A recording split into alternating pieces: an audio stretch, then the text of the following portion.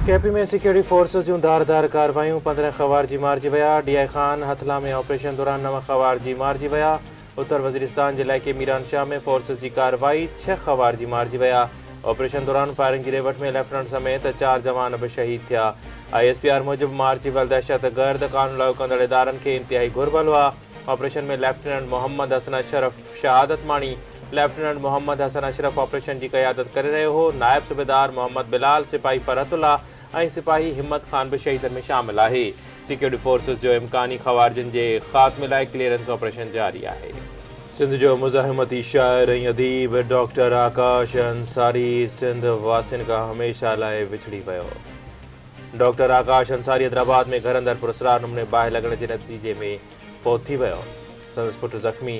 रज़ाकारनि मूजिब कासमाबाद जे इलाइक़े happy Holmes में घर खे शॉर्ट सर्किट सबबि बाहि लॻी, जंहिंमें डॉक्टर आकाश अंसारी फ़ौत थी वियो। संदसि पुट खे ज़ख़्मी हालत में अस्पताल मुंतक़िल कयो वियो। डॉक्टर आकाश अंसारी जे लाॾाणे ते सॼी सिंध सोग हुआ। डॉक्टर आकाश अंसारी जो सिविल अस्पताल में पोस्टमार्टम करायो वियो।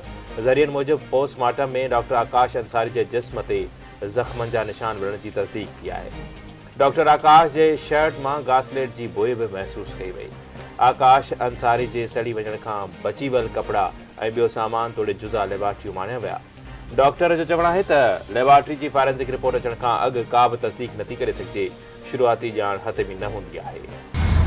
सिंध जे वॾे वज़ीर सैयद मुराद अली शाह, सीनियर वज़ीर शहरजी लीना मेमन ऐं सकाफ़त वारे वज़ीर ज़ुल्फ़कार अली शाह पारां डॉक्टर आकाश अंसारी जे लाॾाणे ते ॾुख जो इज़हार।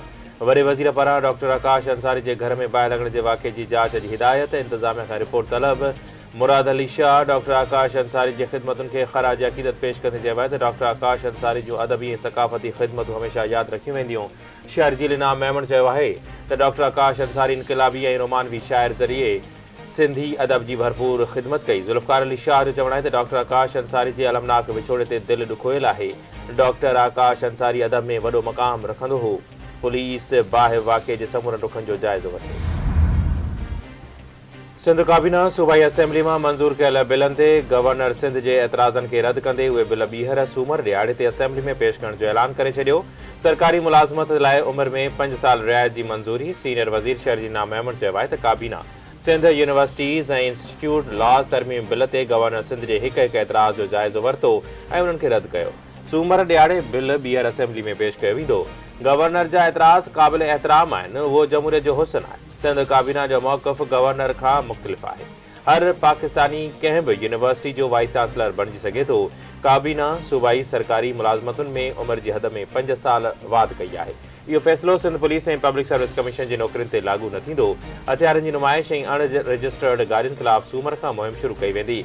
अणरजिस्टर्ड गाॾी शहर में नज़र आई त गिरफ़्तारी थींदी। को बि ड्राइविंग लाइसेंस खां सवाइ गाॾी नथो हलाए सघे। घटि उमिरि जे ॿारनि खे गाॾी हलाइण जी इजाज़त न हूंदी। ट्रांसपोर्टर्स कानून ते अमल दरामद यकीनी बणाइनि। गाॾियुनि जी फिटनेस बि लाज़मी हूंदी। शहरनि खे गाॾियुनि जी फिटनेस ते नज़र रखणी पवंदी। कंहिं बि फोर्स जो एहलकार साधन कपड़नि में हथियारनि जी नुमाइश कंदे ॾिठो वियो त सख़्त कार्रवाई थींदी। कंहिं बि सिक्योरिटी गार्ड खे गाॾी जे डाले में हथियारनि जी नुमाइश जी इजाज़त न हूंदी।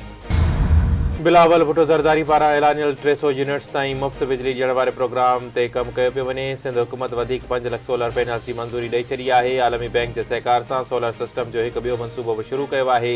सिंध जे वॾे वज़ीर मुराद अली शाह जो सखर में सोलर सिस्टम जा पैनल विराइण वारी तकलीफ़ खे ख़िताब। चवे थो हुकूमत जो बिजली बाबति ख़र्च बचाइण लाइ सरकारी इमारतुनि खे सोलराइज़ कयो वेंदो। कराची डिवीज़न जे 35 सरकारी इमारतुनि में 18 मेगावाट जो सोलर सिस्टम लॻायो आहे। थरपारकर में बि स्कूलनि खे सोलराइज़ कयो वियो आहे। रानीपुर भरिसां कलंदर जे पांधियणनि सां हादिसो। गरे जी भरिसां क़ौमी शाहराह ते मुसाफ़िर बस कल्टी। ज़ख़्मियुनि मां वधीक हिकु ॼणे दम ॾेई छॾियो। फ़ौतुनि जो अंग वधी 11 थी वियो। 55 ज़ख़्मी। ज़ख़्मियुनि जो रानीपुर अस्पताल में इलाज हलंदड़ मुसाफ़िर बस पंजाब खां सेवण ॾांहुं वञी रही हुई। तेज़ रफ़्तारी सबबि हादसो पेश आयो। फ़ौतुनि में अता मोहम्मद, नज़ीर, रानी खातून, शाहिद, फैसल, बाबर, हमीद, असगर, शहज़ाद, मोहम्मद यासीन शामिल। इमदादी कार्रवाइयूं जारी। फ़ौतुनि जा मढ़ पंजाब मुंतक़िल कया विया। ज़ख़्मियुनि जो भर वारे अस्पताल में इलाज हलंदड़। सिंध हुकूमत तरफ़ां फिज़िकल अनफिट गार्डियन ख़िलाफ़ क्रैकडाउन जो फ़ैसिलो। सीनियर वज़ीर शहरजी लीना मेमन तरफ़ां सॼे सूबे में MVI सेंटर जे क़याम खे तेज़ करण जूं हिदायतूं। शहरजी लीना मेमन जी सदारत हेठि मोटर व्हीकल इंस्पेक्शन लागू करण बाबति अहम इजलास। शहर जे निज़ाम अहमद चयो आहे त वॾे वज़ीर पहिरियां ई MVI निज़ाम ऐं व्हीकल रजिस्ट्रेशन लागू करण बाबति वाज़े हिदायतूं जारी कयूं आहिनि। रोडनि जी हिफ़ाज़त क़ाइदनि ऐं ज़ाब्तनि ते अमल खे यकीनी बणाइण लाइ MVI निज़ाम 1 महीने अंदरि मुकमल तौर ते फ़ाल थियणु घुरिजे। वॾियुनि गाॾियुनि जे लाइ मोटर व्हीकल इंस्पेक्शन लाज़मी करार ॾिनी वई आहे। ट्रांसपोर्ट जे शोबे खे जदीद बणायो वञे। रोड ते हलण खां पहिरियां गाॾियुनि जी हिफ़ाज़त वारे मयार खे यकीनी बणायो वञे। सदर आसिफ अली ज़रदारी पारां पाक चीन दोस्ती वधीक मज़बूत करण ते ज़ोर। चीन ॿियनि जे मामलनि में मुदाख़लत नथो करे।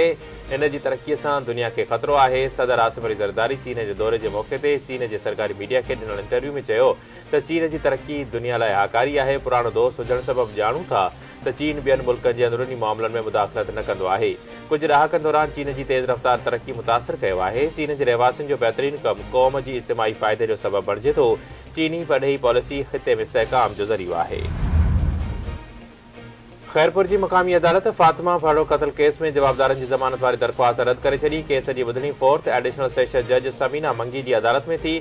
अदालत ठाह जा कसमनामा रद्द कंदे समूरनि जवाबदारनि खे 17 फ़रवरी ते तलब करे वरितो।